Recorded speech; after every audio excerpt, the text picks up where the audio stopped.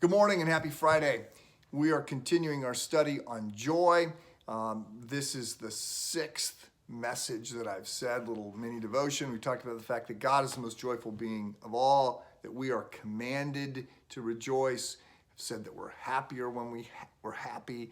Talked about the fact that joy is the byproduct of a life rightly lived, right desires rightly pursued. We can't just go after happiness. It's elusive that way.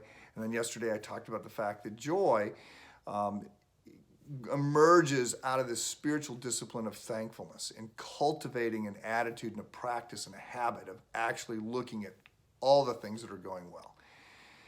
So today I want to talk to those of you who are struggling, and I know that some of you are really struggling, and I am so sorry.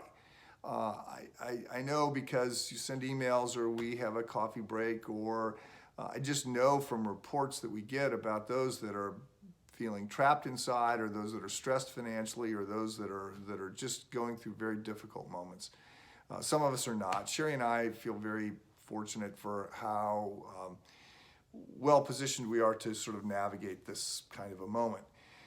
But some of you are struggling and you feel guilty that you're not joyful, or you think that your situation means you can't be joyful. And so I want to say, look, Paul is writing about joy from a prison cell.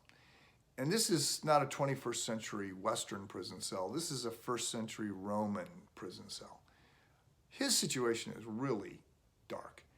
For that matter, the book of Psalms is full of the prayers of lament from people who are in really difficult situations. About a third of the Psalms are these Psalms where people are mad at their situation and are processing their frustration and their difficulties and their challenges. I want to say to you that you can, I don't want to say you must, I want to give you an invitation to move in this direction. You can find joy even in the midst of real challenges. And I want that for you.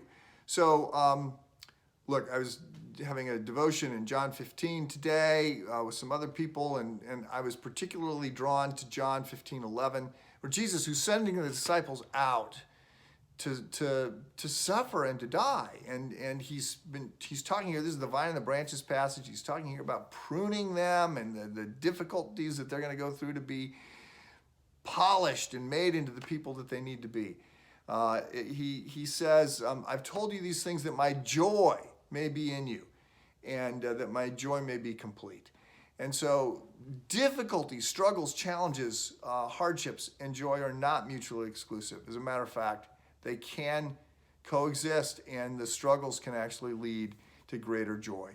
So if the book of Psalms is a guide here, if the Psalms of Lament, the prayers of lament are a guide, it would suggest four things, because they follow a pattern. First of all, they're prayers to God.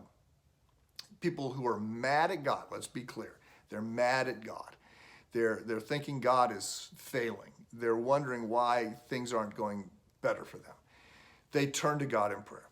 The second thing is they're very honest, raw, unacceptably angry comments that get directed at God. Cries, wails, frustrations that get voiced to God. Third, they're full of bold requests for help and suggestions about what God could do to sort of right their situation. And then four, they settle into an ending that sort of revolves around trust. And there's a dance that is found here between disappointment and joy, and it pivots, it seems to me, around trust. Rehearsing the past faithfulness of God and looking forward to the promises of God. I know you're struggling. Some of you are struggling mightily. I'm sorry. We're praying for you. We'll get through this together. You can know joy, and it comes by turning to God, not away from Him right now. Have a good day.